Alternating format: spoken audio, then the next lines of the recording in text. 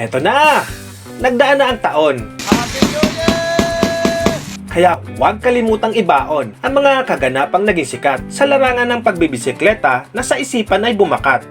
Unahin na natin si Kuyang Kalbo na nambatok sabay kasa. Naku, nakakatakot. Pati si Kuyang Cyclist ay natakot din. Hindi daw sadya, nadala lang daw ng pangyayari. Kaya ganun ang nangyari. Dahil lahat daw ng siklista na may belt bag, ano nga ang meron? Kasi ang isang siklista po kasi na may belt bag, lagi po yan may laman na tools. Either screwdriver, Phillips screw, o cutter.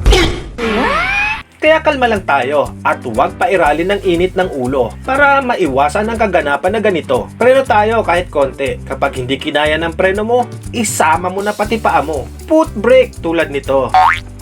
Tulad nga sa post ni Bike and Beta, kalma lang, hard trail ang usapan. Kaya hindi kailangan ng malupit ang setup niyan. Kahit daw sa patiis, hindi kailangan ng ganyan. Pero teka, ano nga yun? Hard trail. Kala ko kasi hard tail. Full shoes kasi yung nasa picture eh. Baka pang chill ride lang habang nagda-downhill.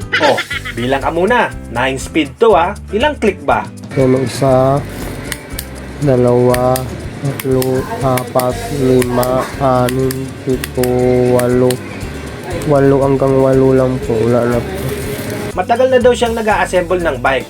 Bakit daw 8 clicks lang? 1, 2, 3, 4, 5, 6, 7, 8. Ayaw na rin po. Diyos ko po. Sabi ko sa inyo, chill lang kayo.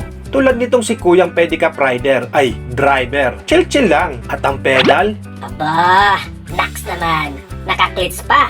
Ayos. biyaheng Tagaytay, kayang-kaya. Kaya sakay na.